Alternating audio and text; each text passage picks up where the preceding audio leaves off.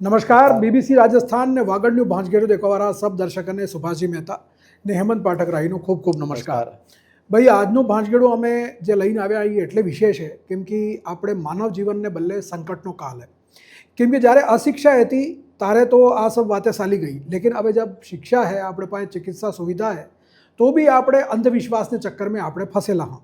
ने एना चक्कर में लोगों की जान जाई रही है. अवड़े सुभाषजी 2-3 मामला एवं આવી ગયા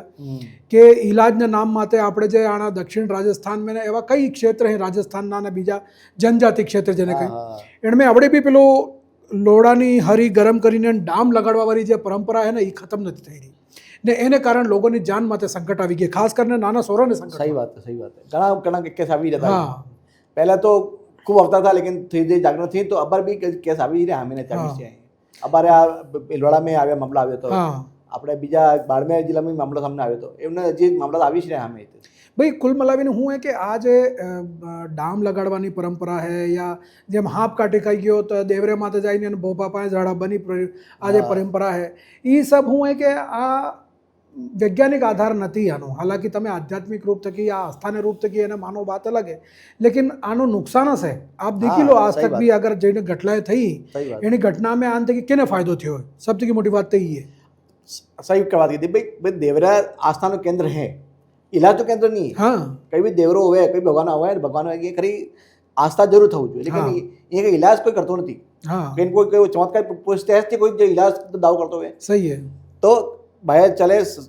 हाथ काटी जाए कि भले बिच्छू काटी जाए कि भले तुम्हारा बीमार थी जाए तो इन्हें भले तो अस्पताल जाना पड़ेगा. ये तो कहूँ भाई तुम्हारे कोई पारिवारिक समस्या आवे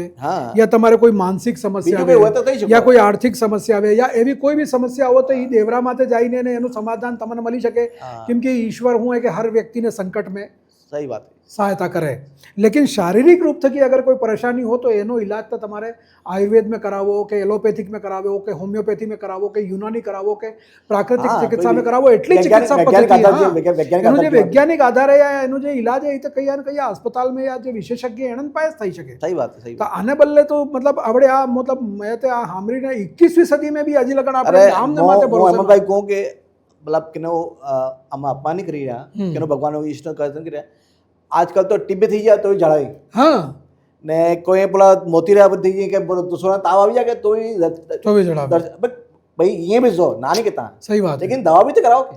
भाई भगवान આપણે જેમ આપણે કોઈ દેવરા માથે જઈ રહ્યા या કેવી જાતા આપણી પરેશાની ભગવાન હામરેગા એનો રસ્તો બતાડી શકે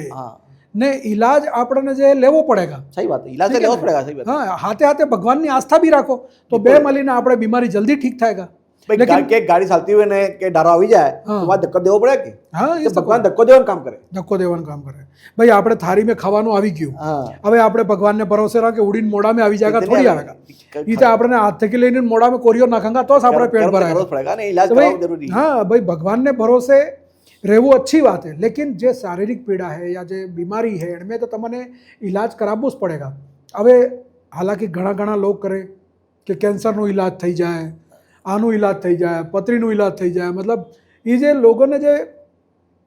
भ्रमित करवानो जो काम है ने ये सुभाजी खूब खतरनाक है. ये हुआ है कि सब आहुं मतलब मोड़ा पड़ी गई. हाँ मतलब मैं गयो तो मैं તમને કહી દઉં તમે ગયા ને તમે એટલે કોણ હો થઈ રહ્યો કોણ ને થઈ રહ્યો તો કઈ એનો કોઈ સાયન્ટિફિક રીઝન તહેસ નહીં. सही बात है. આ ઘણો દીકરો कोई के तो खांसी ठीक कराने जाए कोई टीबी ठीक करा जाए कोई पेला मोतीरो घणो थी जाए कारो हाँ ये जड़ाबा जाए जराबा जाए एवा केटला अलग अलग भगवान आखरी. हाँ अलग अलग माताजी मंदिर ही वो तो कहूँ देखो आस्था मतलब कोई विश्वास नहीं है बिल्कुल विश्वास है सब सही है जाओ जो सब करो लेकिन इना ते इलाज भी मतलब को सही जरूरी है. अरे मैं तो हमको તમે देखो કે આપણે રોડવેજ બસ સ્ટેન્ડ या રોડવેજ ની બસે हैं प्राइवेट बसे हैं इनमें मोटा मोटा स्टिकर लागेला रहे वशीकरण ना पेलो शोषण से छुटकारा ये वो તમે आए खरी तंत्र मंत्र विद्या ने अरे ये सब पसे ठगवाना काम है. ठगवाना काम है. सही बात. हाँ क्योंकि आ विद्याएं जो है देखो આપણે એમ નથી કહેતા કે વિદ્યા નથી लेकिन विद्याने सिद्ध करवानी जो तकनीकें ही खत्म થઈ ગઈ. सिद्ध पुरुष से बहुत कम बचा है. हाँ बहुत कम बचा है क्योंकि હું है कि आण में ये सिद्ध करવું भी आसान काम નથી. ઘણી જગ્યાએ मान लो अगर આવું થાય भी है तो पहले એની પરીક્ષા કરવી જોઈએ पहले એના બારામાં પૂરી जानकारी કરવી જોઈએ. સૌથી મોટી વાત તો ભાઈ આજે વિજ્ઞાને એટલી तरक्की कर લીધી है कि हर बीमारीનું इलाज है. આપણે કોરોના થયું લોકોને હે 1.5 વર્ષથી लोग घर में बंद રહ્યા ठीक है आखिरकार टीको આવ્યો ને ટીકો સબને લાગ્યો તારે જઈને લોકડાઉન ખુલ્યું. આ એક જ ધર્મની વાત નહીં આ હતી કૈસા ધર્મ આતે હા કર જાય ઝાડબુક કરે હા ઘણા પેલા હું કરે પેલા દોવા કરે હા ઘણા પેલા કે પેલા ચર્ચ में जाती है करे આ દોરા બાંધે તાબીજ બાંધે આ सब नहीं करे चर्च में जाती है भी लोग करे प्रेयर करे सब आस्थाना के अंदर सब मान्य है हाँ। सबने विश्वास है लेकिन सबसे की पहले इलाज ભાઈ વિશેષ વાત શું હોય કે દેખો તમે દોરા બાંધી લો યા તાબીજ બંધાવી લો યા તમે શું કહેવાય બીજી કઈ વિધિ કરાવી લો એ સિર્ફ તમને આત્મિક બલ આલી શકે हाँ અંદર થકી તમારે મનમાં એક શક્તિ આલી શકે કે હા મારે આની બીમારી થકી લડવું હોય લેકિન એને બીમારી થકી લડવાનું કામ તો દવાઈ જ કરેગા दवाई તો करेगा એને બદલે તમારે પાસે ડૉક્ટરને જવું જરૂરી છે તો આ અમે જે આજે જે વાત કરી રહ્યા એ બહુ ગંભીર વિષય है ને આ વાત सबने खूब समझવાની જરૂર है. ऐसे बात मैं तो कहूँ कि घना बड़ा लोगों के लगभग कर ही रहे हैं हाँ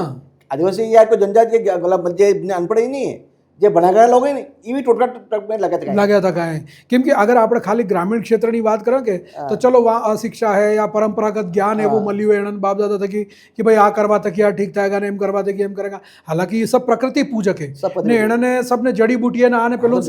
એ જાણે આજે भी अगर ग्रामीण क्षेत्र में परंपरागत इलाज की बात करें तो ये सब जड़ी बूटियों बारे में जाने ने ई एनन थकी घरेलू इलाज करी ले लेकिन आज झाड़ फूक वालों ने जे है ई भणा लख्या लोगों तक भी આવી ગયો એ વાત તમે बहुत सही कर मतलब मैं कहूँ कि आपने कहो कि भले बना गणो आदमी इलाज करावेगा लेकिन ये भी एक बात परे जागाज करी जागाज करी ये बात तो सही है ने आ मतलब वाकई में विषय एवो है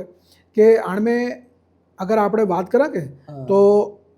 देखो આપણે ભારતીય સંસ્કૃતિમાં એવી કઈ કુરીતિઓ હતી સમય સમય માટે આપણે એની કુરીતિઓને આપણે ત્યાગ કર્યો ठीक है ने આપણે સમાજ સુધારની દિશામાં આગળ बढ़્યા હવે ચાહે બાલ વિવાહ हो કે ચાહે સતી પ્રથા हो बहुपुत्री प्रथा हो बहु विवाह प्रथा हो दहेज प्रथा हो ये सब मतलब आज कुरीति હતી એને આપણે દૂર કરીને આપણે સમાજને એક સ્વચ્છ અને એક જીવવા લાયક સમાજ બનાવવાની કોશિશ કરી તો આ જે छोटी मोटी चीजें જે રહી ગઈ है समाज में એને भी दूर करवानी जरूरत है. बिल्कुल बिल्कुल आता हूँ सबसे के दो समाज में जे वरिष्ठ जे लोग हैं इन्हें समझ पाते हैं जे आ काम करें इन्हें भी समझ पाते हैं हाँ इन्हें भी दायित्व बने कि भाई इन्हें तो इन्हें था तो भाई कदे भी भाई मो शारीरिक इलाज करता तो मैंने अस्पताल ले जाओ हाँ सबसे पहले तो इन्हें कथा ये था જોઈએ કેમકે આણમે હું કે જિમ્મેદારી देखो इंसान ની जन्म मृत्यु નો सवाल है ठीक है आदमी कोई भी तकलीफ में अगर हाथ काटी गयो ने मान लो कहीं देवरा माते गयो तो ये झाड़ो कर देगा ये तो समझ में આવી ગયું लेकिन એટલા देर में એનો इलाज થઈ જતો કે સાપનો ઝેર જે ફેલવા में કેટલો ટાઈમ લાગે 2 મિનિટ લાગે ખાલી 2 મિનિટ અગર તમે સહી સમય માતે હાથ કાટવા બાદ में હોસ્પિટલ नहीं લઈ ગયા ને એન્ટી વેનમ નું इंजेक्शन नहीं લાગ્યો तो બચવું मुश्किल है. એ એક વાત કહું તમાર પાસે કૂતરાનો કાટવાનો ઇલાજ નહીં है હાથ કાટવાનો ઇલાજ ક્યાંથી આવી ना चलो मानो का होकर हो मान लो कोई वो मंत्र वे हाँ तो एना मंत्र ની સિદ્ધિ હરતી થઈ હા ને ગારંટી કોણ લે गारंटी कोण ले ने ई मनक मरी गयो तो पसे एनो कोण जिम्मेदार सही बात है सबसे की मोटी बात ये है भाई आज अगर मान लो कूतरू भी काटी जाए तो આપણે 14 इंजेक्शन लगवाड़वस पड़े बराबर है तो एम ने एम जे भी है આપણે जे भी शारीरिक पीड़ा वे चाहे कैंसर वे के आवे હવે આજકાલ તો એવી તકनीक આવી ગઈ है सुभाषजी के मतलब तुम्हारे हर बीमारी ની દવાઈ है हर बीमारी નું इलाज है ने नवी नवी दवाई આવી રહી ને लोग ठीक થઈ रहे हाँ सही बात है मतलब ठीक नहीं થઈ हो तो ये बचाव